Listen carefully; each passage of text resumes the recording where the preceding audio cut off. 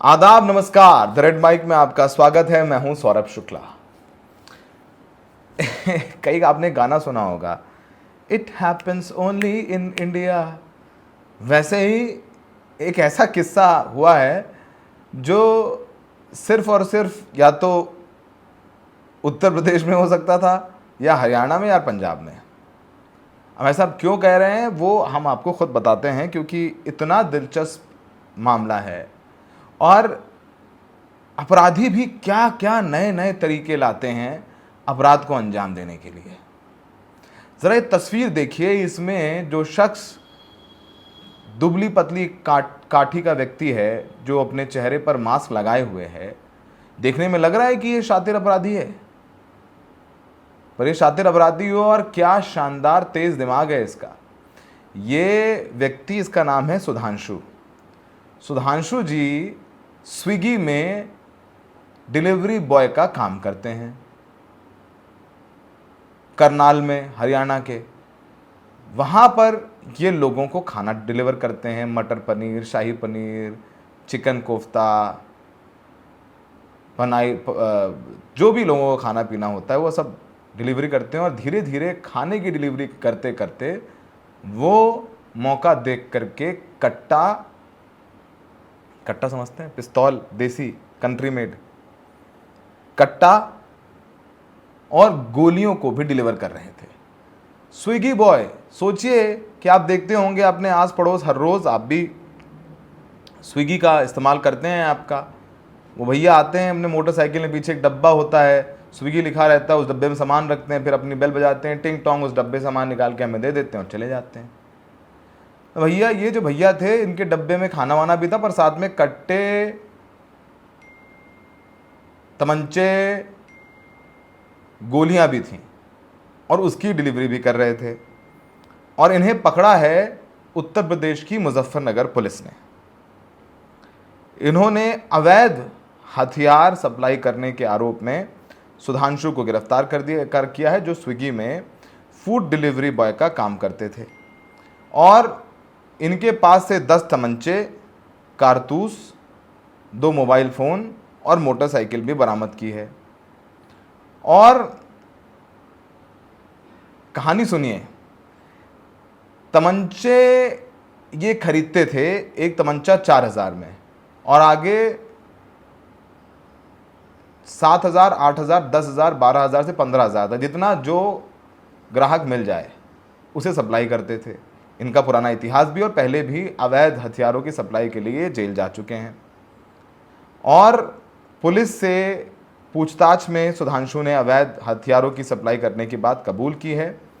उसने बताया कि वो जब जेल में बंद था तो वहाँ पर वो अपने साथियों को लूट, डकैती जैसे अपराध करने के लिए सप्लाई करता था, अंजाम दिया जा रहा था। और एक पूरी टीम है जो इस काम को और ऐसे अपराध को अंजाम देने के लिए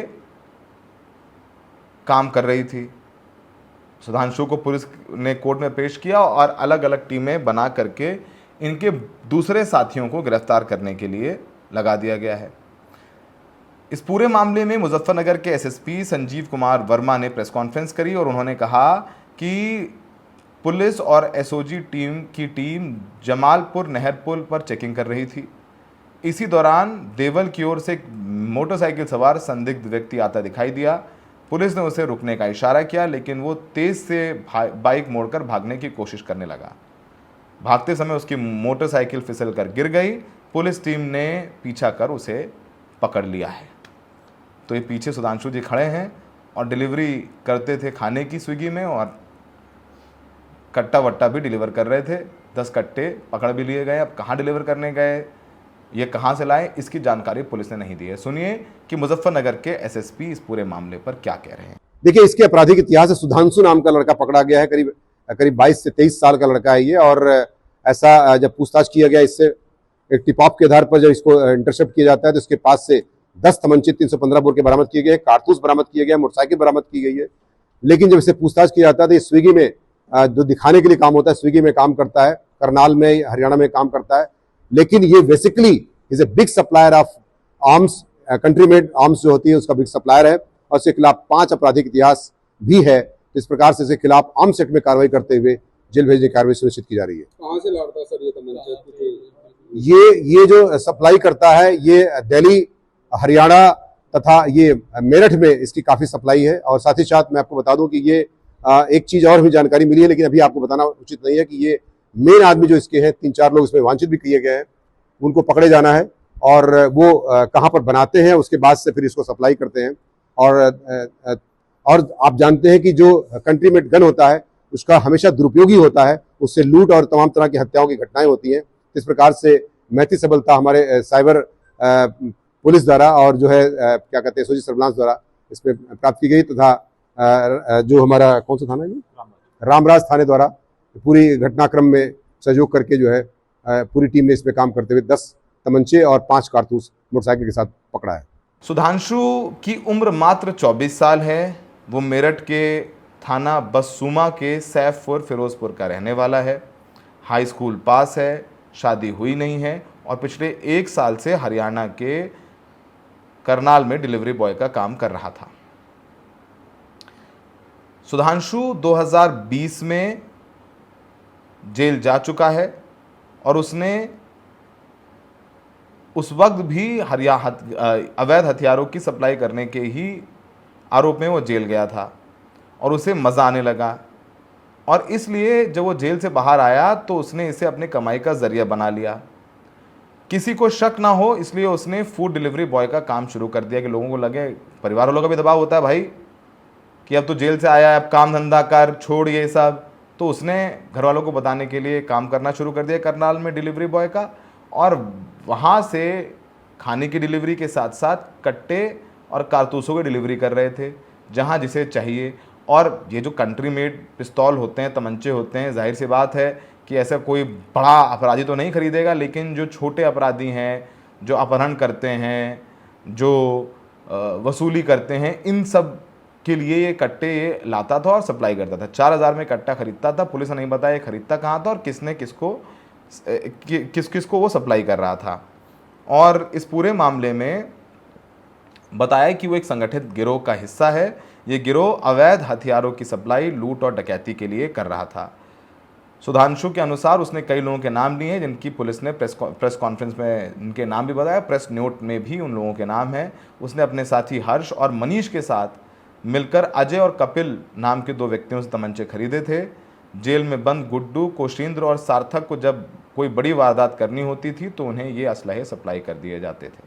सुधांशु ने बताया कि वो 4000 रुपये में तमंचा खरीदता था और वो अजय और कपिल से नाम के 2 लोगों को ये तमंचे खरीदता था और उन्हें ऊंचे दामों पर बेचता था। इससे होने वाले मुनाफे को वो आपस में बांट लेते थे।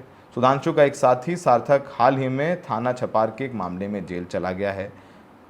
एसएसपी ने बताया कि मामले में अभी 6 लोग फरार हैं। इनकी गिरफ्तारी के लिए टीमें गठित कर दी गई हैं। जल्दी उन्हें भी गिरफ्तार कर लिया जाएगा। अब सोचिए, जेल में बंद अपराधियों को ये कट्टा सप्लाई कर रहा था, यानी जेल में बंद अपराधी जेल के अंदर भी वसूली कर रहे हैं और जेल से बाहर आकर के अपराध को अंजाम देके अंदर चले जाते थे। तो ये सब भी हो रहा है। तो ये एक और मामला है जिसकी अलग सी जांच होनी चाहिए और सबको पता है कैसे जेल में रह करके तमाम अपराध होते रहते हैं। तो ये एक सच्चाई और हकीकत है। और सोचिए कि स्विगी डिलीवरी बॉय, किसी को शक होता कि उसके डब्बे में इसमें वो पनीर और मलाई और कोफ्ते और छेने रसगुल्ले डिलीवर कर रहा है, उसी छेने रसगुल्ले और मलाई और पनीर के नीचे कट्टे भी हैं। तो जो अपराधी है वो किन नए नए तरीकों को ढूंढ करके अपराध को अंजाम दे रहे हैं, उसकी एक जीती जागती मिसाल है ये सुधांशु जी, जो अब जेल के पीछे और उनके साथियों को ढूंढने के लिए पुलिस लग गई है और उम्मीद है कि उन्हें भी पकड़ लिया जाएगा। हमें देखने के लिए बहुत बहुत शुक्रिया।